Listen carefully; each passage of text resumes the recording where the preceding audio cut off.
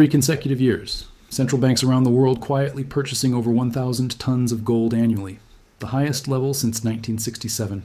Not since the collapse of Bretton Woods has the world seen institutional gold buying at this scale. The People's Bank of China alone increased its gold reserves for 18 consecutive months. Poland doubled its holdings. Turkey accumulated aggressively. India expanded reserves quarter after quarter.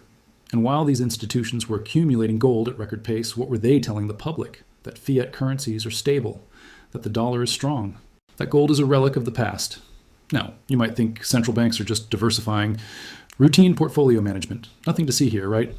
Wrong. When the institutions responsible for managing national wealth consistently buy an asset for 3 years straight, they're not diversifying. They're preparing. They know something. And according to data from goldandsilver.com, we're witnessing the early stages of a precious metals explosion, not a market peak. There are 7 specific catalysts converging right now. 7 reasons why gold and silver could erupt from current levels. And by the time you understand all 7, you will see exactly why the smart money has been positioning while the mainstream media tells you to look elsewhere. Precious metals don't move randomly. They respond to a specific set of conditions that have repeated throughout financial history. When central banks accumulate aggressively, prices rise. When real interest rates turn negative, prices rise. When industrial demand exceeds supply, prices rise. When geopolitical tensions escalate, prices rise. When currencies debase, prices rise. Each catalyst alone moves the needle. But when multiple catalysts converge simultaneously, that's when you get the explosive moves. The 1970s, the 2008 to 2011 run, the 2020 breakout. And right now, in 2026, we don't have 1 or 2 catalysts present. We have all 7 firing at once. Let me show you each one with data, with historical proof, and with the numbers that explain why what happened in 2025, gold up 67%, silver up 147%, might just be the opening chapter of something much larger. Let's start with the most significant signal, the one that should make every investor pay attention. Central banks purchased over 1,000 tons of gold in 2022, over 1,000 tons in 2023, over 1,000 tons in 2024, 3 consecutive years of buying at levels not seen since 1967. Think about what this means. These aren't retail investors chasing momentum. These aren't hedge funds speculating on price movements. These are the institutions responsible for managing national monetary reserves, the people who literally print the currencies we use. And they're exchanging those currencies for gold at record pace. China led the charge. The People's Bank of China increased gold reserves for 18 consecutive months through May 2024. That's a year and a half of continuous buying. No pauses, no hesitation. Poland has been accumulating aggressively. Turkey has been a consistent buyer. India continues expanding holdings despite already being one of the largest gold consumers in the world. But here's the question nobody in mainstream finance wants to answer. Why? Why would the institutions that benefit most from fiat currency stability be buying an asset that competes with fiat currencies? The answer is obvious once you see it. They're diversifying away from dollar-denominated assets. They're hedging against what they see coming. They're positioning before the next phase of monetary instability. When central banks act, individual investors should pay attention.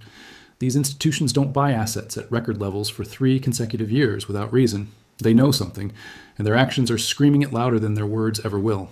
The second catalyst is mathematical. It's the single most reliable predictor of gold price movements in modern financial history. Real yields, interest rates adjusted for inflation. Here's how it works. When you buy a treasury bond yielding 4%, but inflation is running at 5%, you're losing purchasing power. Your real yield is negative 1%. You're paying for the privilege of lending money to the government. In that environment, gold becomes extremely attractive. Gold doesn't pay interest. But gold also doesn't lose value when currencies debase. The opportunity cost of holding gold disappears when real yields are negative or near zero. And right now, that's exactly where we are. Current monetary policy has central banks trapped. They need to control inflation, but they also need to support economic growth and employment. This balancing act typically results in interest rates that fail to keep pace with actual inflation. 10-year Treasury yields minus inflation have hovered near zero or below. This compression creates the exact environment where gold historically thrives. Look at the data from previous cycles. 1970s. Real yields deeply negative. Gold exploded from $35 to $850. 2008 to 2011, real yields turned negative. Gold surged from $700 to $920. 2019 to 2020, real yields compressed. Gold broke to new all-time highs above $2,000. The pattern is consistent. When real yields fall, gold rises. When real yields stay compressed for extended periods, gold doesn't just rise, it explodes. Current conditions suggest real yields will stay compressed for the foreseeable future. Catalyst 2 is firmly in place. Now let's talk about silver, because what happened in 2025 validated everything investors need to understand about silver's unique characteristics. The gold to silver ratio measures how many ounces of silver equal 1 ounce of gold. In April 2025, this ratio sat above 100.1. Silver was historically cheap relative to gold. What happened next was textbook. Silver delivered exactly the kind of explosive catch-up rally that occurs when the ratio reaches extremes. Prices surged from around $30 to over $78 per ounce, a 147% gain. Silver didn't just outperform gold, it dramatically outperformed, validating the thesis that silver offers higher leverage during precious metals rallies. The ratio is now compressed to approximately 57.1, still below the decade-long average of 70.1, and historical patterns suggest it could compress further. In the 2011 peak, the ratio reached 31.1. But here's what investors need to understand about silver. The same leverage that drives 147% gains can produce equally sharp corrections. Silver's volatility cuts both ways. This isn't a criticism, it's a characteristic that must be respected and managed. Bull markets and precious metals often unfold in multiple legs. The 2010 to 2011 rally saw silver climb from $17 to $49 over 11 months. But along the way, there were several 15 to 20% pullbacks. Each pullback shook out weak hands. Each recovery reached new highs. If current fundamentals remain supportive, 2025's gains could be the first chapter rather than the final page. But managing risk after such significant moves is crucial. Catalyst 3, silver's leverage, is fully activated. The fourth catalyst is unique to silver, and it's creating a supply-demand imbalance that cannot be ignored. Unlike gold, which serves primarily as a store of value, silver plays a dual role. It's both a monetary metal and an industrial metal, and the industrial demand side is experiencing a transformation. The green energy transition is a game changer. Each solar panel requires approximately 20 grams of silver. The world installed hundreds of gigawatts of solar capacity last year alone. That's hundreds of millions of ounces of silver consumed.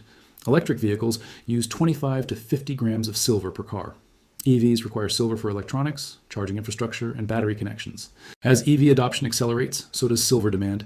5G networks require silver, medical devices require silver, consumer electronics require silver, all because of silver's unmatched electrical conductivity. Now look at the numbers from the Silver Institute.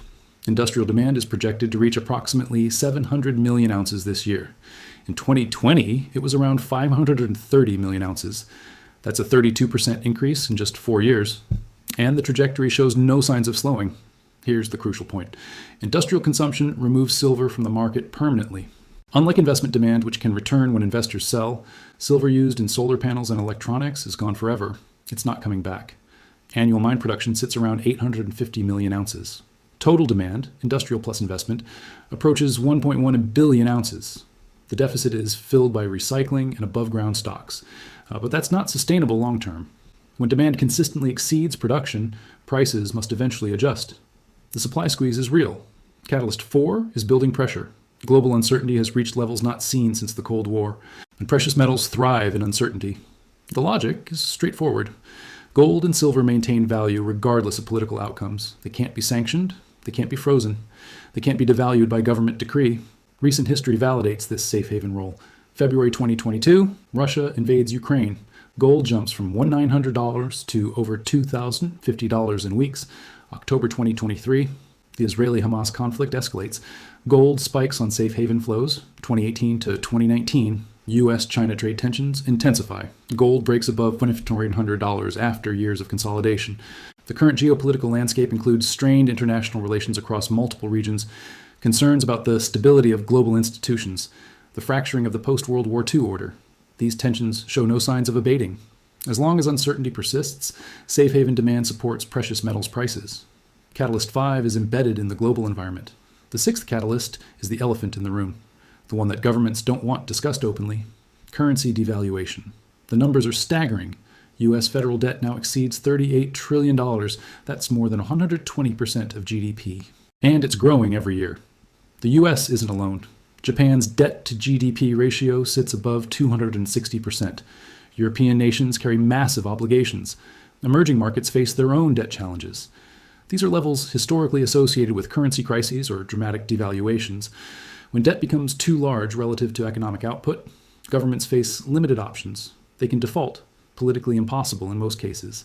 They can raise taxes dramatically, also politically difficult. Or they can inflate the debt away by debasing the currency. History shows which option they typically choose. When confidence in fiat currencies erodes, investors naturally turn to precious metals. Gold and silver have maintained purchasing power across centuries and civilizations. Think about this. An ounce of gold bought a fine suit in Roman times. An ounce of gold buys a fine suit today. Over 2,000 years, through the rise and fall of empires, through countless currency collapses, gold maintained its purchasing power. The unprecedented fiscal and monetary responses to recent economic challenges, from the 2008 financial crisis through COVID-19, expanded money supplies globally.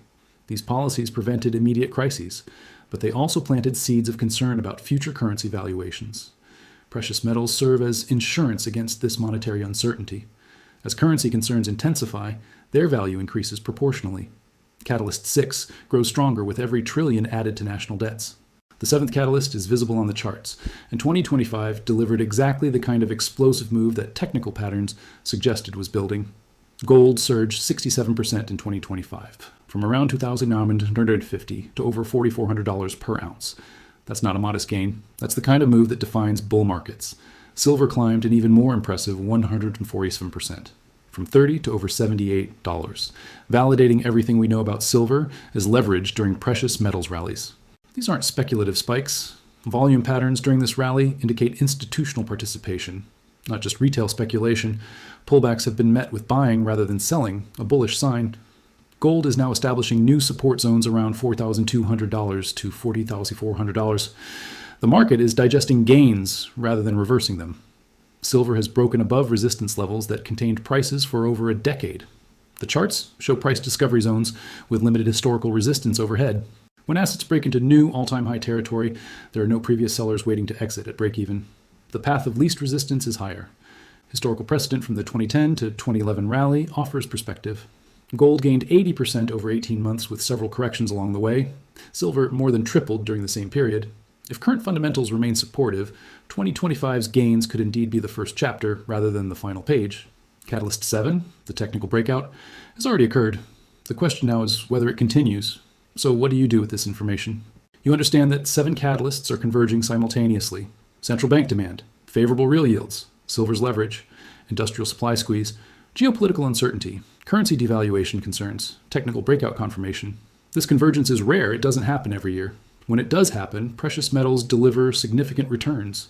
You understand that positioning matters more than perfection.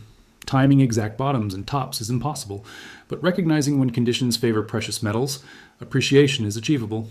You understand that dollar cost averaging into positions manages risk while building exposure. This approach smooths volatility and prevents the regret of poorly timed lump sum purchases.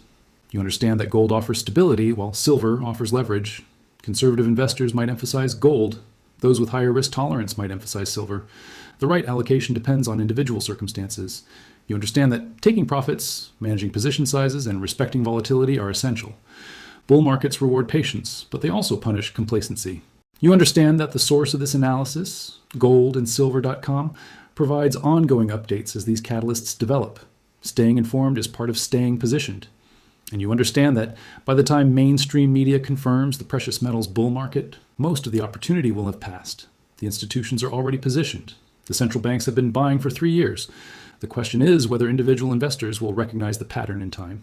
This is not prediction. This is pattern recognition supported by data. 7 catalysts converging. Central banks buying at levels not seen since 1967. Real yields compressed. Silver delivering 147% gains in a single year. Industrial demand creating structural deficits. Geopolitical tensions at Cold War levels. Currency debasement accelerating. Technical breakouts confirming the trend. The convergence is real. The data is from goldandsilver.com. The pattern is visible to anyone willing to look. While mainstream analysts debate whether precious metals are overvalued.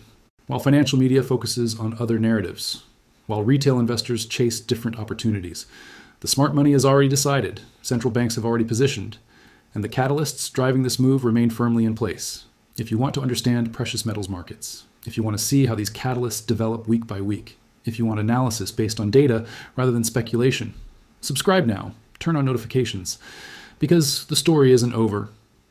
2020's gains may have been dramatic, But when 7 catalysts converge simultaneously, history suggests the move has further to run. The central banks know something. They've been buying for 3 years. The question is whether you're paying attention, and now you are.